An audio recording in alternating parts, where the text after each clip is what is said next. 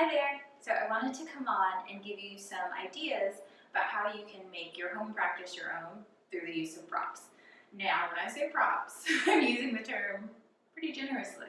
So I'm referring to both the props that you can purchase or the ones that you can find around your house. So I'm going to show you some of my favorite props and how you may choose to use them, and then alternatives that you likely have right in your home. So first up is a strap. So straps come in handy whenever you just need some help reaching a certain area. So that may happen when you're doing something where maybe you have a hand reached above and a hand below and you need your fingertips to touch rather than kind of struggling back there, which happens. You can use a strap. And so with a strap, you would drape it over your back, reach along the strap, and then you can walk your hands closer and closer as you practice more and more. You can leave it there as well. And so that's always an option. Or maybe you're doing something like extended hand to toe pose, which would look something like this.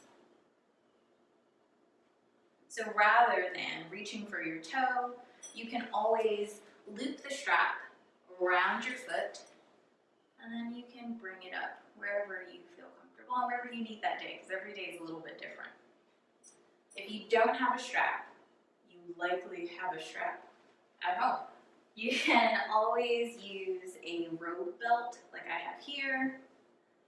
You can use just a regular belt or maybe a tie, or if you have like an extra purse strap, you can use that as well. So all of those work as straps. Another thing that I often use is a yoga blanket. So this is my favorite yoga blanket, mostly because it's teal and I'm kind of obsessed with the color. I really like this one just because it's easy to fold and it's just cute. But you can also use a blanket or a throw that you may have on your couch or on your bed already, or even a beach towel. A beach towel will also work. So you can use that to kind of prop up your hips when you're seated. You can use it as a cushion. You can actually roll it. And sometimes we'll do poses where you're creating some compression so that when you release out of the pose, you actually have this fresh blood flow and energy flow coming to an organ. So that's when things like this will come in handy. Probably the most popular prop are blocks.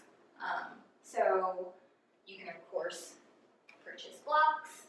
And then you'll use these whenever you need to, as people always say, bring the floor closer to you. So let's say we're in a forward fold. You can use the blocks at different heights.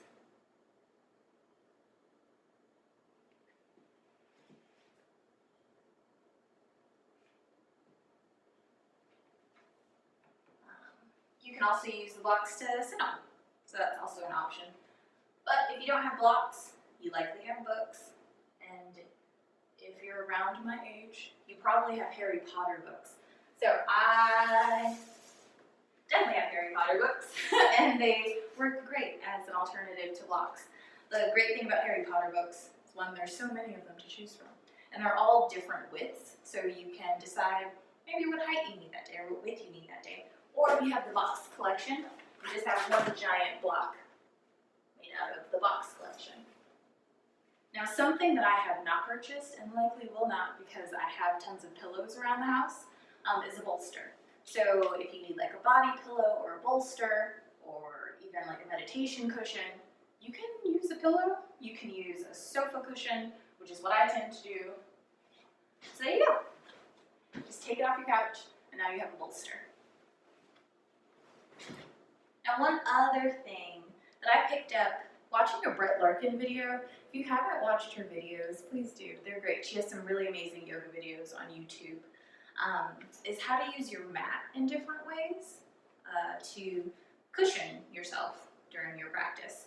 So one of the ones that I learned watching one of her videos was how to fold your mat to protect your knees if you're in any sort of kneeling position for a long period of time.